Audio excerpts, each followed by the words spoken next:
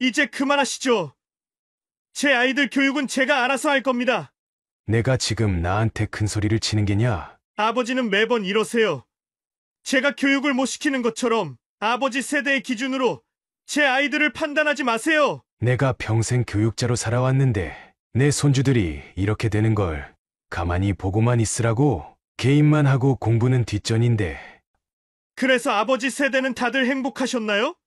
성적, 명문대, 좋은 직장, 이것만 중요했던 그 시절이 지금도 반복되길 바라시는 거예요? 오늘 영상을 시작하기 전에 구독과 좋아요 부탁드립니다. 여러분의 작은 관심이 더 좋은 콘텐츠를 만드는 힘이 됩니다. 알림 설정까지 해주시면 더욱 감사하겠습니다. 평생을 교직에 몸담으셨던 분이라 교육에 대한 열정과 관심이 남다르셨다고 합니다. 40대 아들 내외와의 관계가 완전히 틀어져 버렸다고 합니다. 젊은 시절 모든 것을 자식 교육을 위해 바치셨던 아버님, 월급의 절반 이상을 자식 교육비로 쓰면서도 단 한 번도 후회하지 않으셨답니다. 그렇게 키운 아들이 이제는 어엿한 대기업 부장이 되었습니다. 하지만 요즘 손주들 교육만큼은 제대로 시키고 싶어서 조언을 하려 할 때마다 아들은 점점 더 거칠게 반응했습니다. 중학생 손주가 게임과 유튜브만 보고 있어 걱정되어 공부 얘기를 꺼내면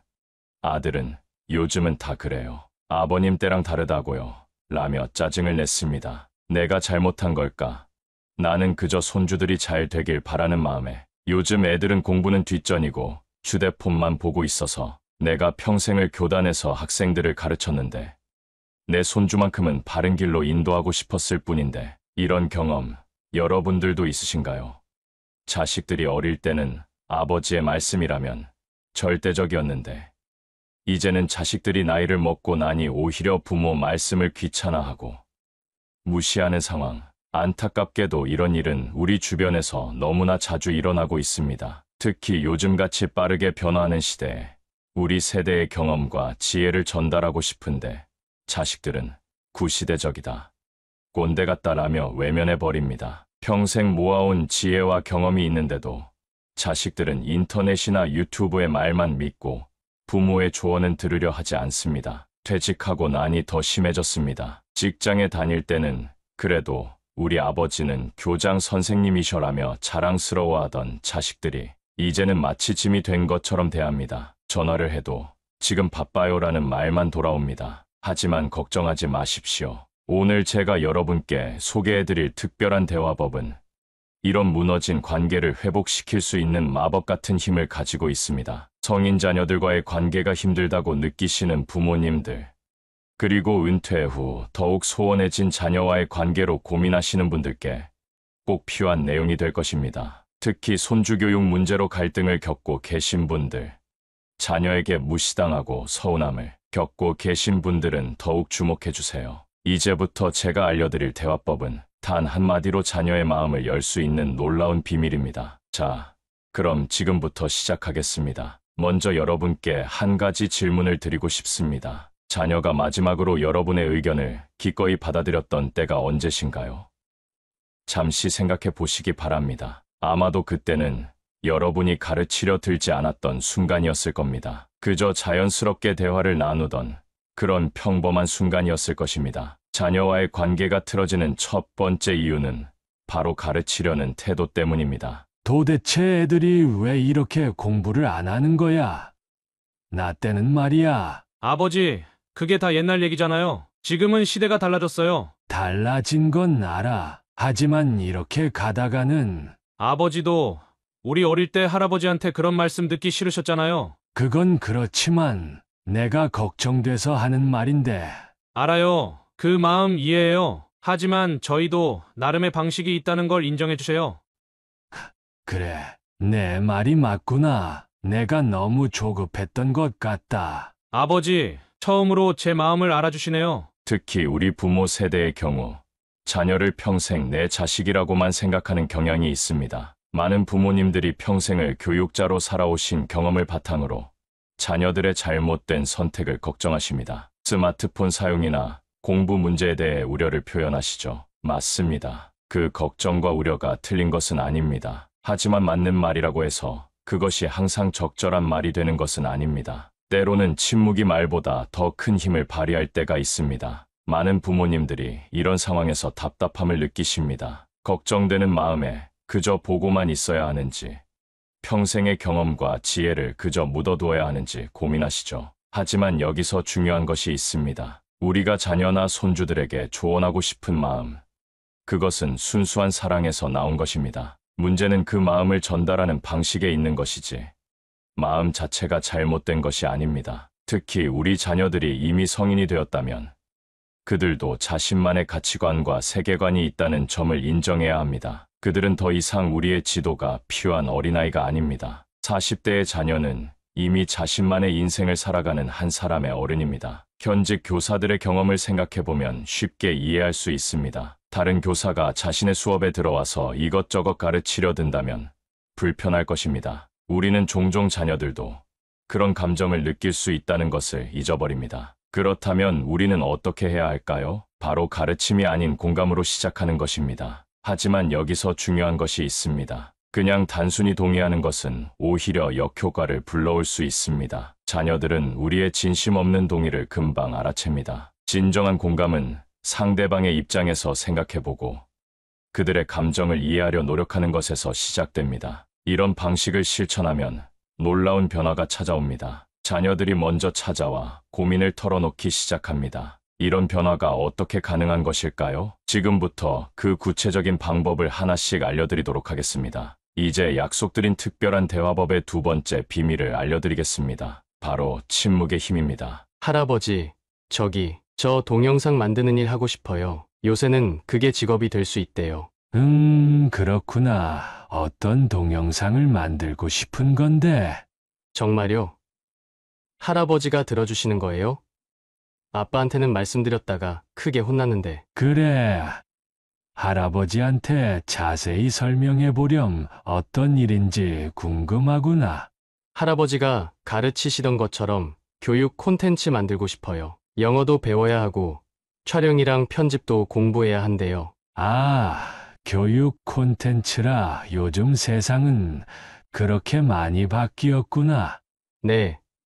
그래서 제가 방과 후 학교에서 영상 편집도 배우고 있어요. 할아버지께 말씀드리기 전에 먼저 준비해보고 싶었거든요. 내가 요즘 세상 이해를 못해서 내 꿈을 제대로 못 알아봤구나. 앞으로는 더 자세히 들려다오.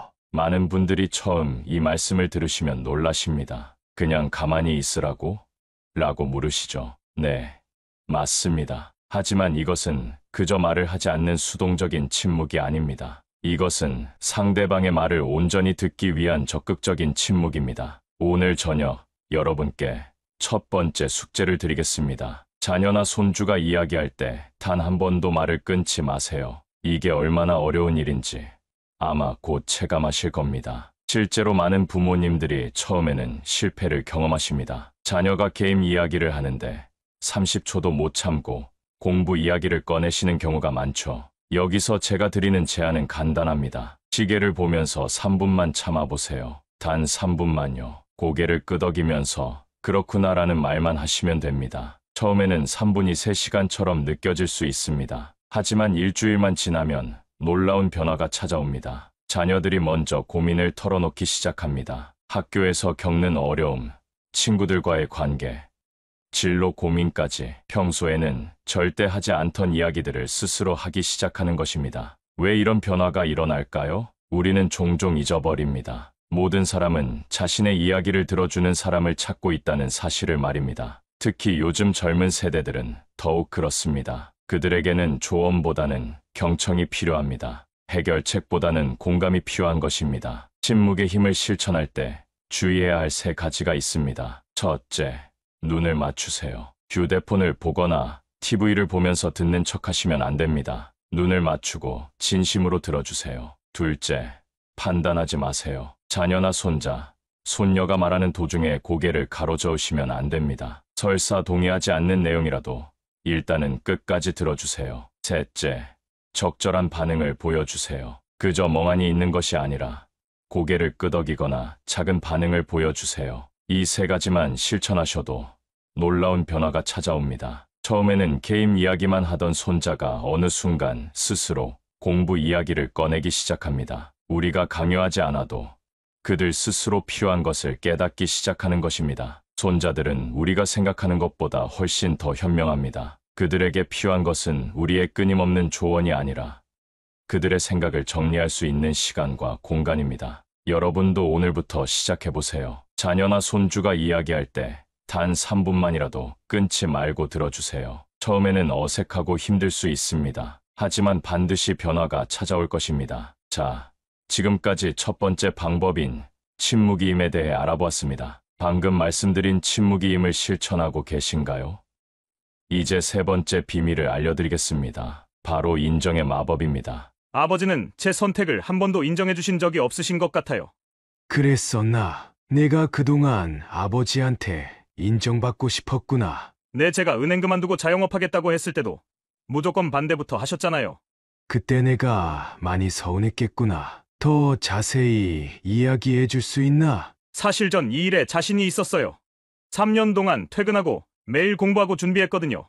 아이고, 내가 그렇게 오랫동안 준비했다는 걸 아버지가 이제야 알게 됐구나. 아버지께서 이렇게 들어주시니까 너무 좋네요. 그래. 앞으로는 내 이야기를 더 많이 들려다오. 이 늙은이가 많이 부족했구나. 일상에서 흔히 볼 수 있는 두 가지 대화 방식이 있습니다. 자녀가 육아의 어려움을 토로할 때 우리는 그 힘듦을 인정해 줄 수 있습니다. 혹은 손주가 유튜버의 꿈을 이야기할 때 그 꿈을 있는 그대로 받아들여 줄 수 있습니다. 하지만 현실에서 우리의 반응은 되게 다릅니다. 요즘 젊은 사람들은 힘든 것도 모른다며 비난하거나 공부나 열심히 하라며 꿈을 부정하곤 합니다. 많은 부모님들이 자녀의 새로운 도전이나 꿈을 이야기할 때 즉각적으로 부정적인 반응을 보이십니다. 게임 유튜버가 되고 싶다는 이야기에 화를 내고 공부만 하라고 다그치시죠. 그 결과 자녀들은 마음의 문을 닫아버립니다. 하지만 다른 접근 방식이 있습니다. 유튜버가 되고 싶다는 이야기에 어떤 점이 그렇게 매력적으로 느껴지니?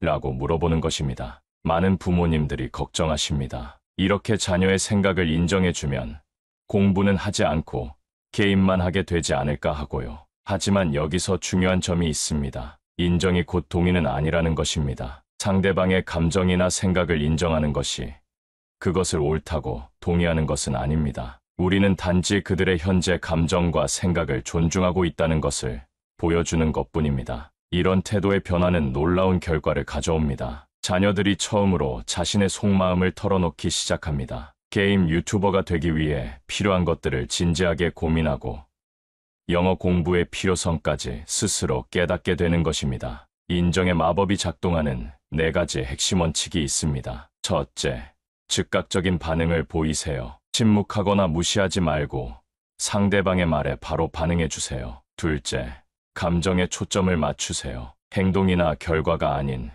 그 사람의 감정에 관심을 보이세요. 셋째, 판단을 보류하세요. 옳고 그름을 따지기 전에 먼저 그 사람의 입장을 이해하려 노력하세요. 넷째, 열린 질문을 하세요. 왜라는 질문 대신 어떤 점이 그렇게 느껴지니라고 물어보세요. 이러한 인정의 마법은 놀라운 변화를 가져옵니다. 손자들이 스스로 공부의 필요성을 깨닫고 자신의 꿈을 이루기 위해 무엇이 필요한지 진지하게 고민하기 시작합니다. 자, 지금까지 인정의 마법에 대해 알아보았습니다. 이제 4번째 비밀을 알려드리겠습니다. 바로 질문의 기술입니다. 요즘 학교는 어떠니? 재미있는 일은 없나? 아, 그냥 그래요. 할아버지, 그냥 그렇다니? 할아버지한테 말하기 힘든 일이라도 있니? 사실 요즘 휴대폰 때문에 선생님한테 많이 혼나요. 휴대폰 때문에 어떤 일이 있었는지 좀 더 자세히 얘기해 줄 수 있겠니? 수업 시간에 게임한다고. 근데 전 유튜브로 공부하는 건데. 그렇구나. 선생님한테 그렇게 설명하기는 힘들었니? 네, 어른들은 휴대폰 하면 다 놀기만 하는 줄 아세요. 할아버지도 그러실 것 같고. 우리는 평소에 이런 질문들을 자주 합니다. 공부는 언제 할 거냐고, 왜 이렇게 공부를 안 하냐고, 그렇게 해서 앞으로 어떻게 살 거냐고 말입니다. 하지만 이런 질문들은 실제로는 질문이 아닌 비난이나 잔소리로 들립니다. 요즘 학교 생활은 어떤지 물어보세요. 가장 재미있어하는 과목이 무엇인지 물어보세요. 친구들과는 잘 지내고 있는지 물어보세요. 이런 질문들의 특징을 잘 보시기 바랍니다. 첫째, 네 또는 아니오로 답할 수 없는 열린 질문입니다. 둘째, 문제점을 지적하는 것이 아니라 상대방의 생각이나 감정을 알고 싶어 하는 진정성이 담겨 있습니다. 셋째, 정답이 정해져 있지 않아 답변에 부담이 적습니다. 많은 부모님들이 이런 질문이 너무 약하게 느껴진다고 걱정하십니다. 하지만 놀라운 것은 이런 부드러운 질문이 오히려 더 강력한 힘을 발휘한다는 것입니다. 단순히 학교 생활이 어떠냐고 물어보는 것만으로도 아이들은 스스로 학교에서 있었던 일들을 이야기하기 시작합니다. 심지어 시험을 못 본 얘기까지도 솔직하게 털어놓습니다. 이제 질문의 기술의 5가지 핵심 원칙을 알려드리겠습니다. 첫째, 타이밍을 잘 보아야 합니다. TV를 보거나 게임을 할 때는 피하고 식사 시간이나 산책할 때처럼 편안한 순간을 선택하세요. 둘째, 한 번에 한 가지만 물어보세요. 여러 질문을 연달아 하면 상대방이 부담을 느낍니다. 셋째, 대답할 시간을 충분히 주어야 합니다. 앞서 배운 침묵의 힘을 여기서도 활용하세요. 넷째, 답변에 관심을 보이세요. 그랬구나. 그래서 어떻게 됐는지 물어보며 대화를 이어가세요. 다섯째, 비난조의 어투는 절대 피해야 합니다. 너는 왜 항상 이러냐는 식의 말은 금물입니다. 이런 질문의 기술을 활용하면 놀랍게도 아이들이 스스로 도움을 요청하기 시작합니다. 수학이 어렵다고 먼저 고백하고 도와달라고 부탁하기도 합니다. 우리가 강요하지 않아도 아이들은 스스로 필요한 것을 깨닫고 요청할 수 있는 것입니다. 이제 5번째 비밀로 넘어가 보겠습니다. 바로 경험 나누기의 기술입니다. 나도 젊었을 때 처음 직장 생활할 때 많이 힘들었어. 할머니도요? 할머니는 늘 완벽하게 해내셨다고 들었는데요. 사실 첫 부임지에서 실수를 많이 했단다. 교장 선생님한테 크게 혼나기도 했지. 정말이요? 그런데 어떻게 견디셨어요? 처음엔 교직을 그만둘까도 생각했어. 하지만 하루하루 최선을 다하다 보니 조금씩 나아지더구나. 저도 요즘 애들 가르치는 게 너무 벅차요. 세상이 너무 빨리 변해서 그 마음 이해한다. 지금 내가 느끼는 그 부담감, 내가 40년 전에 딱 그랬었지. 할머니랑 이런 얘기를 하니까 마음이 한결 가벼워지네요. 많은 부모님들이 이런 말씀을 하십니다. 나는 젊은 시절에 이렇게 고생했다고, 공부도 열심히 하고 직장도 다니면서 너희들 뒷바라지했다고 말입니다. 하지만 이런 이야기를 들을 때마다 자녀들은 한숨만 깊어질 뿐입니다. 여기서 중요한 것은 경험을 나누는 방식입니다. 똑같은 경험을 이야기하더라도 전달하는 방식에 따라 결과가 완전히 달라진다는 것입니다. 잘못된 경험 나누기는 이렇습니다. 나는 너희 나이 때 하루 4시간도 못 자면서 공부했다. 너희들은 이렇게 편하게 살면서 뭘 그렇게 힘들다고 하니. 반면 효과적인 경험 나누기는 이렇습니다. 나도 너희 나이 때 진로 때문에 많이 고민했었단다. 부모님의 기대도 있었고 내 꿈도 있었고 그때 참 혼란스러웠지. 이 2가지의 차이점이 보이시나요? 첫 번째는 비교와 비난의 도구로 경험을 사용했습니다. 두 번째는 공감과 이해의 도구로 경험을 활용했습니다. 경험 나누기의 5가지 핵심 원칙을 알려드리겠습니다. 첫째, 교훈이나 결론을 직접 말하지 마세요. 경험을 있는 그대로 전달하고 결론은 자녀가 스스로 내리도록 합니다. 둘째, 감정에 초점을 맞추세요. 당시의 상황보다는 그때 느꼈던 감정을 중심으로 이야기하세요. 셋째, 취약점도 보여주세요. 실수나 실패 경험도 솔직하게 나누세요. 이것이 오히려 신뢰를 쌓는 길입니다. 넷째, 현재와 연결하세요. 과거의 이야기로 끝내지 말고 현재의 상황과 자연스럽게 연결해보세요. 다섯째, 경청할 준비를 하세요. 여러분의 경험을 나눈 후에는 자녀의 이야기를 들을 준비를 하세요. 이런 방식으로 경험을 나누면 놀라운 변화가 일어납니다. 자녀들이 먼저 조언을 구하기 시작합니다. 부모님의 경험이 실제로 도움이 된다는 것을 느끼기 때문입니다. 더 놀라운 것은 자녀들도 자신의 경험을 나누기 시작한다는 것입니다. 학교에서 있었던 일, 친구들과의 관계, 심지어 연애 이야기까지 털어놓기 시작합니다. 이것이 바로 진정한 소통의 시작입니다. 이제 6번째 비밀로 넘어가 보겠습니다. 바로 감정 인정하기입니다. 딸, 요즘 나 경로당 가기가 힘들어. 왜요? 무슨 일 있으세요? 다들 나보고 돈도 없다고 모임비도 제대로 못 내니 꼰대라고 다들 뒤에서 수군거리는 것 같아. 그런 일이 있었어요? 많이 속상하셨겠어요. 내가 경로당에서 제일 오래됐는데 이제는 은퇴하고 모임비도 못 내니 경로당 나가기가 부끄럽구나. 아버지, 그동안 왜 말씀 안 하셨어요?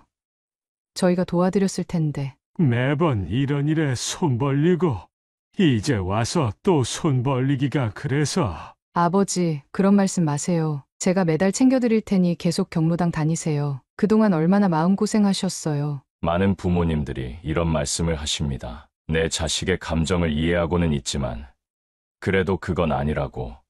그렇게 하면 안 된다고 말입니다. 하지만 여기서 중요한 것이 있습니다. 감정을 인정하는 것이 행동을 허용하는 것은 아닙니다. 감정이 인정받지 못할 때 오히려 부정적인 행동이 더 강화된다는 것입니다. 잘못된 감정 대응은 이렇습니다. 화내지 말라고 했죠. 그러니까 안 된다고 했잖아요. 왜 그렇게 짜증을 내는 거예요? 반면 효과적인 감정 인정은 이렇습니다. 그런 상황에서 화가 났구나. 그래, 그럴 수 있어. 내가 그렇게 느낄 만도 해. 이것이 바로 감정 인정의 핵심입니다. 감정 인정하기의 6가지 핵심 원칙을 알려드리겠습니다. 첫째, 모든 감정은 정상임을 인정하세요. 화나고, 슬프고, 두려운 감정은 모두 자연스러운 것입니다. 둘째, 감정과 행동을 분리하세요. 화가 나는 것은 이해하지만 물건을 던지는 것은 안 된다고 말씀하세요. 셋째, 감정에 이름을 붙여주세요. 그냥 그렇구나 대신 속상했구나, 실망했구나처럼 구체적으로 표현하세요. 넷째, 비언어적 표현도 함께 하세요. 따뜻한 눈빛, 고개 끄덕임, 부드러운 목소리로 공감을 표현하세요. 다섯째, 감정의 이유를 함께 찾아보세요. 왜 그런 감정이 들었는지 이야기를 나눠보세요. 여섯째, 해결책은 서두르지 마세요. 감정이 충분히 인정받은 후에야 비로소 해결책을 찾을 수 있습니다. 이런 방식으로 감정을 인정해주면 놀라운 변화가 일어납니다. 자녀들의 감정 조절 능력이 발달하기 시작합니다. 자신의 감정을 이해하고 표현하는 법을 배우게 되는 것입니다. 더 놀라운 것은 부모님의 감정도 이해하기 시작한다는 것입니다. 부모님도 힘들 때가 있다는 것을, 걱정하는 마음이 있다는 것을 자연스럽게 받아들이게 됩니다. 이것이 바로 감정적 성숙의 시작입니다. 이제 7번째 비밀로 넘어가 보겠습니다. 바로 기다림의 미학입니다. 손자가 요즘은 저랑 눈도 마주치지 않으려고 해요. 많이 속상하시겠어요. 예전에는 제 무릎에 앉아서 제잘제잘 얘기하던 아이였는데 그렇겠죠. 공부 얘기만 꺼내면 방으로 들어가 버리고 내가 잘못 키운 걸까요? 아이들의 마음이 다시 열리는 데는 시간이 필요해요. 조바심 내지 마세요. 그래도 저러다 마음이 안 돌아올까봐. 손주님이 어제는 할아버지가 드린 간식은 드셨다면서요?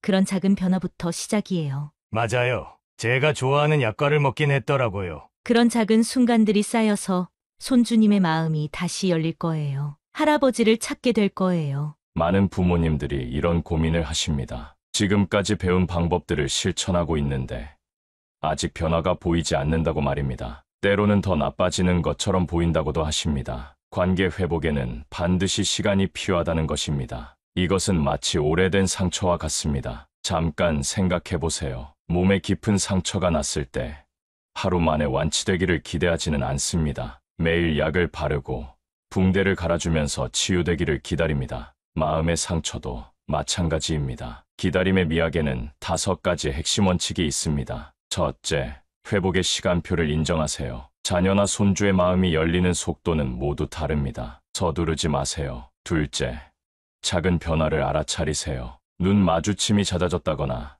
대화 시간이 조금 늘어났다거나, 식사 자리에 더 오래 머문다거나 하는 작은 변화들을 놓치지 마세요. 셋째, 역효과를 두려워하지 마세요. 때로는 상황이 더 나빠지는 것처럼 보일 수 있습니다. 이는 변화의 과정에서 자연스러운 현상입니다. 넷째, 일관성을 유지하세요. 자녀의 반응과 관계없이 지금까지 배운 방법들을 꾸준히 실천하세요. 다섯째, 자신을 격려하세요. 완벽한 부모는 없습니다. 노력하고 있는 자신을 칭찬하세요. 이런 기다림의 미학을 실천하면 놀라운 변화가 찾아옵니다. 처음에는 무반응하던 자녀나 손주가 어느 순간 눈을 마주치기 시작합니다. 짧은 대답이 조금씩 길어집니다. 밥상에 머무는 시간이 늘어납니다. 더 놀라운 것은 신뢰가 쌓이기 시작한다는 것입니다. 예전에는 무시하던 부모의 조언을 이제는 귀 기울여 듣기 시작합니다. 심지어 스스로 조언을 구하는 일도 생깁니다. 이것이 바로 기다림의 힘입니다. 이제 8번째 비밀로 넘어가 보겠습니다. 이것은 지금까지 배운 모든 방법들을 더욱 완벽하게 만들어주는 특별한 기술입니다. 마지막으로 바로 사랑의 표현입니다. 얘야, 아니. 우리 아들한테 할 말이 있구나. 네. 아버지 무슨 말씀이신데요? 그동안 아버지가 내가 자랑스럽다는 말을 한 번도 못했던 것 같아. 대기업 부장 달고 아이들도 잘 키우고 내가 정말 대견하구나. 아버지는 내가 자랑스럽다. 저도 아버지가 자랑스러웠어요. 평생을 교직에 바치시고 이런 말을 진작 했어야 했는데 아버지는 널 정말 사랑한다. 우리 부모 세대는 사랑을 표현하는 것이 서툴렀습니다. 말하지 않아도 다 알 것이라 생각했죠. 표현되지 않은 사랑은 온전히 전달되지 않는다는 것입니다. 사랑을 표현하는 5가지 핵심 원칙을 알려드리겠습니다. 첫째, 말로 표현하세요. 사랑한다는 말, 자랑스럽다는 말, 내가 있어 행복하다는 말을 직접 해주세요. 둘째, 진심을 담으세요. 형식적인 말이 아닌 구체적인 상황과 감정을 포함해서 표현하세요. 셋째, 자주 표현하세요. 특별한 날을 기다리지 마세요. 일상적인 순간에도 사랑을 표현하세요. 넷째, 조건을 달지 마세요. 공부 잘하면, 취직하면이 아닌 있는 그대로의 모습을 사랑한다고 말씀하세요. 다섯째, 행동으로도 보여주세요. 따뜻한 눈빛, 가벼운 어깨 토닥임, 손잡기 같은 스킨십도 중요합니다. 지금까지 우리는 8가지 특별한 대화법을 배웠습니다. 침묵의 힘으로 시작해서 인정의 마법을 더하고 질문의 기술로 대화를 이어가며 경험을 나누고 감정을 인정하고 기다림의 미학을 실천하고 존중의 언어를 사용하며 마지막으로 사랑을 표현하는 것. 이 모든 방법들이 서로 연결되어 시너지를 만들어냅니다. 여러분, 오늘 배우신 이 8가지 방법을 꼭 실천해 보시기 바랍니다. 처음에는 어색하고 힘들 수 있습니다. 때로는 효과가 없는 것처럼 보일 수도 있습니다. 하지만 포기하지 마세요. 작은 변화는 이미 시작되었습니다. 여러분이 이 영상을 끝까지 시청하신 그 순간부터 변화는 시작된 것입니다. 한 달만 시도해 보세요. 그리고 그 변화를 직접 경험해 보세요. 여러분의 가정에 따뜻한 대화가 흐르길 바랍니다. 세대 간의 벽이 허물어지고 서로를 이해하고 존중하는 관계가 만들어지길 바랍니다. 구독과 좋아요, 그리고 여러분의 경험을 댓글로 공유해 주시면 감사하겠습니다. 끝까지 시청해 주셔서 감사합니다. 구독자 여러분의 황금빛 인생을 응원하겠습니다. 행복한 하루 되세요. 감사합니다.